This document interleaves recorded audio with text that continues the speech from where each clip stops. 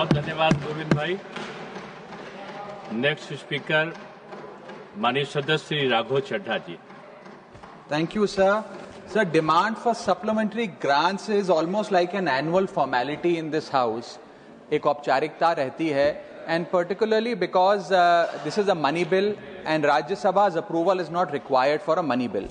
But I would like to use this opportunity to give three concrete suggestions by voicing my three concrete concerns before the finance minister, and I hope she takes cognizance of this. Sir, the first is that investment in India is highly taxed. हमने देखा पिछले कुछ वर्षों में कि global capital बहुत volatile है, जिसके चलते जैन 2025 इसी साल का जनवरी 2025 से लेकर दिसंबर 2025 के दूसरे हफ्ते तक 1,60,000 करोड़ रुपए फॉरेन पोर्टफोलियो इन्वेस्टर ने भारत की इंडियन इक्विटी से विड्रॉ कर लिए। जब ये विड्रॉ किया गया उस समय डोमेस्टिक इंस्टीट्यूशनल इन्वेस्टर और डोमेस्टिक इन्वेस्टर्स भारत के स्टॉक मार्केट की रक्षा करने के लिए आगे बढ़े, और इसी पीरियड में डोमेस्टिक इन्वेस्टर ने 7 लाख करोड़ रुपए भारत की इंडियन इक्विटीज में इन्वेस्ट किया। ये एक हिस्टोरिक अचीवमेंट भी था, मार्केट की मैच्योरिटी भी दिखाता है, लेकिन उससे ज्यादा ये दिखाता है कि जब foreign money leaves, it is the Indian investor that comes to the rescue of the stock market. लेकिन जब सैलरीड एम्प्लॉइज ने एसआईपीज के माध्यम से, स्मॉल सेवर्स ने म्यूचुअल फंड के माध्यम से और पेंशन इंश्योरेंस मनी के माध्यम से इन्वेस्ट किया, इस इन्वेस्टमेंट को प्रोत्साहन देने के लिए सरकार ने क्या किया? आज एक ऐसी टैक्सेशन रिजीम बन गई है जिसके अंदर कैपिटल गेन टैक्स बहुत हाई है, इंडेक्सेशन का बेनिफिट इन्वेस्टर को मिलता नहीं है, सरचार्जेस ज्यादा होने की वजह से टैक्स रेट शार्पली इंक्रीज हो चुके हैं, और फ्रीक्वेंट चेंजेस के चलते इन्वेस्टर को सर्टेनिटी नहीं मिलती, और एक व्यवस्था ऐसी बन गई है कि long term investments in this country are being treated as short-term speculation when it comes to taxation. इसे बदलने की जरूरत है. If India truly wants deep capital markets and long-term domestic savings, sir, then patient capital must be respected and not penalized. Basic principle है sir economics का कि tax consumption if you must, but nurture investments, हमें investment को प्रोत्साहन देना होगा, और over taxing of investments करके हम वेल्थ क्रिएशन को डिसइंसेंटिवाइज कर रहे हैं। सर, मेरा दूसरा पॉइंट यह है कि बैंक सेविंग्स जो हैं, हमने देखा कि भारत का मेहनतकश आदमी, एक मिडिल क्लास आदमी अपनी तमाम सेविंग्स बैंक के सेविंग्स अकाउंट में रखता है या एफडी कराता है। हमने देखा सर कि वित्तीय वर्ष 24-25 में बैंक डिपॉजिट का जो ग्रोथ था वो गिर के मात्र 10% पे आ गया, in comparison to the previous financial year which is 23-24 where it was 13%, यानी कि डिपॉजिट के ग्रोथ में कमी देखी गई। इसके चलते क्या होता है सर, बैंक्स की कॉस्ट ऑफ फंड्स बढ़ती है, लोन महंगा होता है, एमएसएमई सफर करती है, और फाइनेंशियल स्टेबिलिटी जो है वो कमजोर होती है। इसीलिए मैं कुछ सुझाव देना चाहता हूं। पहला सुझाव है टैक्स फ्री लिमिट्स को बढ़ाया जाए जहां तक सेविंग्स बैंक की इंटरेस्ट इनकम का सवाल है। दूसरा, अगर 5 साल से ज्यादा कोई एफडी कराता है तो उसको टैक्स की रियायत देनी चाहिए। There needs to be tax incentivisation for that sort of an investor. Long term capital gains के अंदर इंडेक्सेशन के बेनिफिट को लेटर एंड इन स्पिरिट में अक्रॉस एसेट क्लासेस लागू करना चाहिए।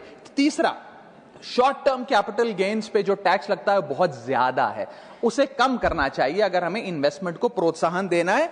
और इसी के साथ साथ हमें ये इंश्योर करना पड़ेगा सर कि पेशेंट डोमेस्टिक कैपिटल जो है उसे हम प्रिजर्व करें, उसे रिवॉर्ड करें, उसे पीनलाइज ना करें। मेरा दूसरा पॉइंट है सर जीएसटी से संबंधित। जीएसटी 2.0 वास्तव में एक अच्छे इंटेंट से लाया गया, और सबको ये उम्मीद थी कि जीएसटी 2.0 के बाद, जीएसटी रैशनलाइजेशन के बाद वस्तुएं सस्ती होंगी। माननीय वित्त मंत्री जी ने तमाम कंपनियों को भी कहा कि हम जीएसटी में कटौती कर रहे हैं, 28 से 5% ला रहे हैं, 18 से 5% कर रहे हैं, तो आपको वस्तुओं को सस्ता करना पड़ेगा। लेकिन हमने ये देखा कि जो इंटेंट था कि जीएसटी कम होगा तो वस्तुएं सस्ती होंगी, वस्तुएं सस्ती होंगी तो कंजम्पशन बढ़ेगा, कंजम्पशन बढ़ेगा तो डिमांड बढ़ेगी। ये हुआ नहीं, और ये इसलिए नहीं हुआ सर क्योंकि प्राइवेट कंपनियों ने इस मुनाफे को जनता को नहीं सौंपा। मैं बता रहा हूं, मैं मोटे मोटे तौर पे आपको बताना चाहता हूं, मैं उदाहरण के माध्यम से आपको बताना चाहूंगा सर कि एक वस्तु 100 रुपए की बाजार में मिलती थी, उस पर 18% जीएसटी था, तो उसकी मार्केट वैल्यू 118 रुपए थी। सरकार ने उस पर जीएसटी 18% से घटाकर 5% कर दिया। अब वो वस्तु 100 प्लस 5% 105 रुपए की मिलनी चाहिए, जो पहले 118 रुपए की मिलती थी। लेकिन आज भी बाजार में वो वस्तु 118 की मिलती है, क्योंकि प्राइवेट कंपनियों ने इस जीएसटी के रिलीफ को कंज्यूमर को पास ऑन नहीं किया, या ग्रामेज कम करके प्रोडक्ट की क्वांटिटी कम कर दी और दाम कम कर दिया। इसीलिए यह जरूरी है कि पास थ्रू का बेनिफिट पूरी तरीके से प्राइवेट कंपनियां जो कंज्यूमर को दें, ताकि जीएसटी की इस रैशनलाइजेशन का कटिंग एज लेवल पे कंज्यूमर को फायदा हो। हमने देखा सर, इंडिपेंडेंट सर्वे बताते हैं, खास तौर पे लोकल सर्कल्स का एक सर्वे, कि एफएमसीजी, फार्मा और पैकेज फूड की इंडस्ट्री के अंदर मात्र 10% कंज्यूमर को फुल जीएसटी का बेनिफिट मिला। कंज्यूमर ड्यूरेबल्स बाजार में 34% ही उपभोक्ताओं को फुल बेनिफिट मिला इस जीएसटी पास थ्रू का। और ऑटोमोबाइल सेक्टर में जो रिलीफ मिला, बताया जा रहा है कि जनवरी 2026 से तमाम ऑटोमोबाइल कंपनियां अपने दाम बढ़ाने जा रही हैं। इसीलिए सर मैं कहना चाहूंगा, tax reform without enforcement will become a transfer of benefit from the citizen to the company। एक हाथ से जीएसटी रिफॉर्म आया, जीएसटी का रेट घटा, लेकिन दूसरे हाथ से अगर प्राइवेट कंपनियां वो बेनिफिट कंज्यूमर तक पहुंचने नहीं देंगी और वस्तु का दाम बढ़ा देंगी, तो एंड कंज्यूमर को कोई फायदा नहीं होगा। इसीलिए मैं याद दिलाना चाहता हूं कि section 171 of the CGST act, जो एक सनसेट क्लॉज के तहत अब समाप्त हो गया, उसकी जो मूल भावना थी वो बड़ी सीक्रेट है, जो ये कहा करता था that tax cuts must translate into price cuts. Any benefit in the reduction of tax must be given to the end consumer as a reduction in prices. ये करने की आवश्यकता है। No doubt GST 2.0 is a landmark reform, but without pass through benefit it is an incomplete reform. और अंत में sir मेरा आखिरी सुझाव यह रहेगा, भारत देश में आज एक टोकनाइजेशन बिल लाने की आवश्यकता है। सर जैसे यूपीआई ने डिजिटल पेमेंट्स को एक प्रकार से इंक्लूसिव बना दिया। आज रेडी पटरी वाला, सब्जी वाला, रिक्शा वाला सब यूपीआई के माध्यम से पेमेंट लेते हैं, देते हैं। ठीक उसी तरह इन्वेस्टमेंट और एसेट ओनरशिप को हमें इंक्लूसिव बनाने के लिए टोकनाइजेशन का एक कानून इस देश में लाना पड़ेगा। सर मैं सरल भाषा में समझाता हूं, एक मिडिल क्लास का आदमी आज यदि अपना निवेश करना चाहता है पैसा, तो उसके पास या बैंक का सेविंग्स अकाउंट का खाता है, म्यूचुअल फंड है या फिक्स डिपॉजिट है, उसके अतिरिक्त कोई ऑप्शन नहीं है। कमर्शियल बिल्डिंग बहुत महंगी है, इंफ्रास्ट्रक्चर प्रोजेक्ट उसकी रीच के बाहर हैं, और प्राइवेट एसेट क्लास नीश इन्वेस्टमेंट्स के लिए होते हैं, उनके लिए बने नहीं है। टोकनाइजेशन एक ऐसी फाइनेंशियल रेवोल्यूशन है जो एक बड़े महंगे एसेट को छोटे छोटे डिजिटल टोकन में बांट देगा, और ट्रांसपेरेंटली उसकी खरीद बेच ब्लॉकचेन टेक्नोलॉजी के माध्यम से हो सकती है। Sir asset tokenisation is one of the most transformative technological financial innovations of the 21st century.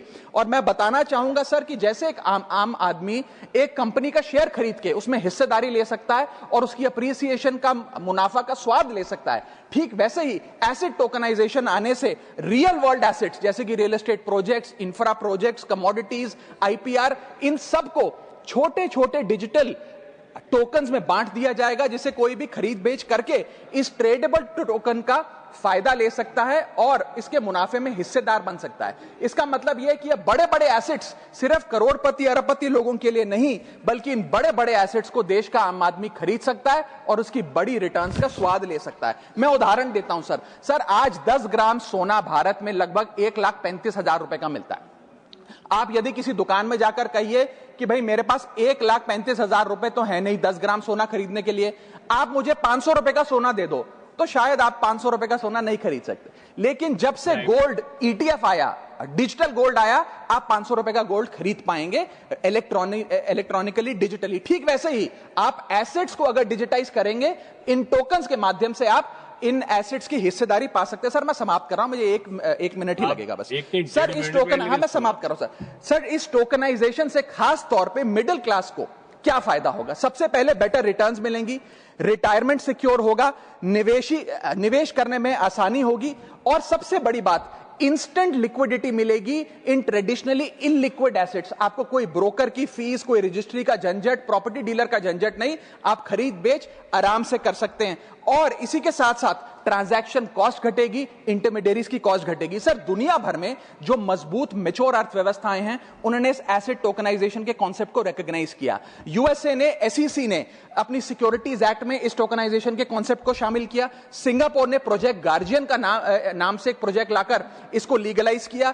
European union ने markets in crypto asset regulation का एक कानून लाकर इसे रेगुलराइज किया। और यूएई ने सबसे बड़ा काम करते हुए एक अलग अथॉरिटी बना दी, वारा, वर्चुअल एसेट रेगुलेटरी अथॉरिटी, जो इस प्रकार के एसेट टोकनाइजेशन पे काम करती है। Sir, Indians have more cultural affinity to real estate and precious metals like gold, silver, etcetera, because 70 to 80% of our household assets are stored in these asset classes. Therefore, tokenization will directly address their preference by enabling fractional ownership of these assets using blockchain technology. अंत में मैं बस इतना कहना चाहूंगा sir कि India को अपनी एसेट टोकनाइजेशन की एक bespoke legislation की जरूरत है और एक रेगुलेटरी सैंडबॉक्स की जरूरत है। इसके चलते इन्वेस्टमेंट और ओनरशिप कॉमन मैन के लिए, आम आदमी के लिए सही मायने में इंक्लूसिव बनेगी। और अगर भारत में रेगुलेटरी क्लैरिटी आ जाती है एसेट टोकनाइजेशन कानून के माध्यम से, तो global capital Singapore, UAE, Hong Kong